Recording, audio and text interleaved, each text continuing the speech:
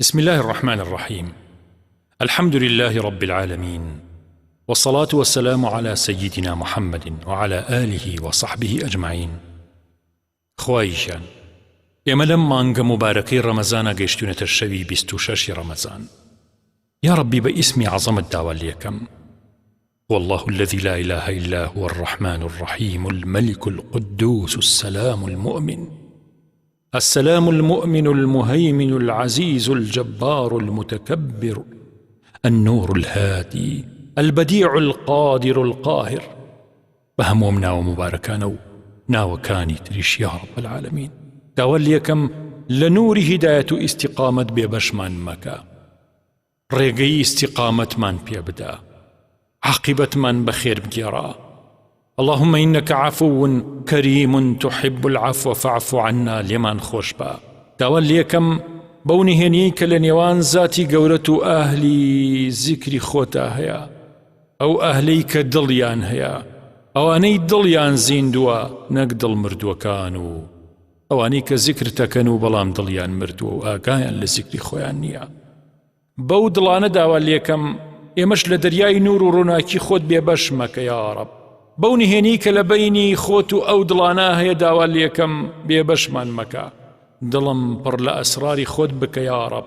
ڕێگەی گەیشتنم بۆ مەیسەر بکە بە جۆرێک کە عەقڵەکان مەدهۆشەکات. ئەو زاتەی پەنات پێبرێت و نوسڕەت لە تۆ داواکرێت. بێ پشت و پەنامان مەکە و کۆمەکیمان بکە. دەرگا داخراوەکان لە ڕوومانە بکەرەوە. خەڵکی خەریکن بێ ئومێدە بن یا رب العالمین. دەرگای ڕەحمی خۆتیان بۆ بکەرەوە و پشتی زاڵمەکانیان بۆ بشکێنە یا رب. ئەو خوانەناسانەی کەوا مافی ئەم میلەتە و مافی ئەم خەڵکە ئەخۆن خوایەکیان حەقیان بسێنە یا ربی. نیەت و ئیخلاص و ئیستیقامەت داوامانە. ڕۆح و گیان وەک دەفی دەستی حاڵگرتوویەک شەهید مەکەن یا ربی. نیەتمان بخەرە سەڕی کاروانی ساڵحان ئیلاهە العالەمین. دلیلی ڕێی خۆتمان پیشان بدا، دڵێکمان پێ بدا کە لای سالاری مەدینە نیشتەجێ و ساکین و نامەنێری ئێرەی من بێ ئیلاهی. دڵێک بۆ ساتێکی شاو لە مەقامی گەورەیت کە لا نەکات، ئەو جۆرە دڵەمان پێ بدا. دڵ ئەگەر گەڕیدەی بازاری غەفڵەت نەبوو بێت باخەوانە ناسێت.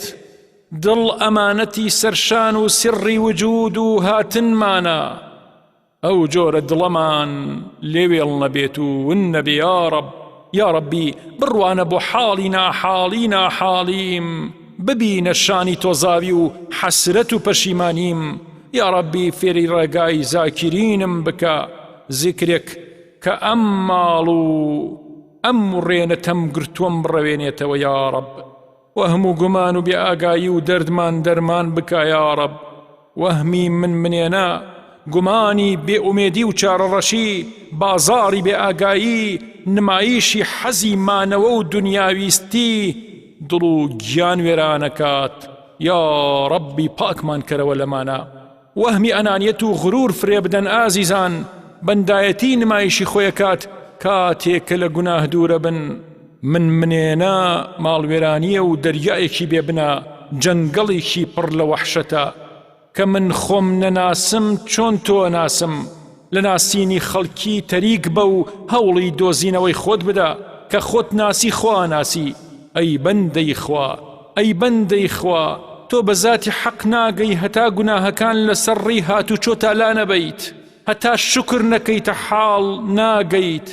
بە وردی لە چاکەی خۆمان ئێمە ناگەین، بە ویدی ئەو، بە لوتفی ئەو، بە ڕەحم و بەزەیی و فەزلی ئەو اینجا ئەگەین. ڕێی گەشتی پشت ئاسمانەکان لە دڵەوە دەست پێکە. بەس کام دڵ؟ ئەو دڵەی کە وید و خۆشەویستی ئەوی تیا بێت. طی مەسافاتی طی نەکراو لە دڵەوە طی ئەکرێت.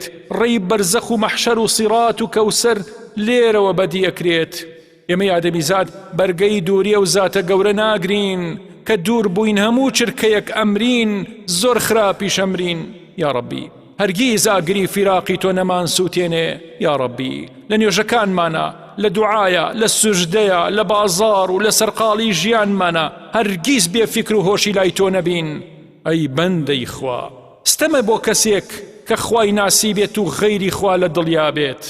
زانا و عالم زانستەکەی خۆیە بینێت بەڵام معریفەت نابینێ مەگەر زانای ئوخرەوی و قیامەتی بێت بەڵام عاریف و خواناسی ڕاستەقینە هەواڵی معریفەتەدا ئەوەی تەفەکوری بە کوڕی صدقا بڕوە نوتق و تنی ڕاسە بێت و کرداری پڕ ئیخلاسە بێت ئەی بەندەی خوا ئامانج لە عیلم و زانست کردارە ئەی بەندەی حەق تەعالا دەبوو هەرگیز ڕووی ئەوەمان نەبووایە داوای پاداشتمان لە پای کردەوەکانمانە بکردایە چونکە ئەو زاتە بە خێر و چاکەی خۆی فێری خێری کردوین و خۆشی خێری پێکردوین چۆن داوای پاداشتی ڕازگۆیەکەیت کە ئەو بەخشیویەتی بە فەزڵی خۆی ڕەزامەندی و بەهەشتە بەخشێت نەک بە عیلم و کردار و نەبەردیەکانی ئێمە یا ڕەبی لە خۆمان حاڵیمان بکە ئیلاهە العالەمین اللهم آمین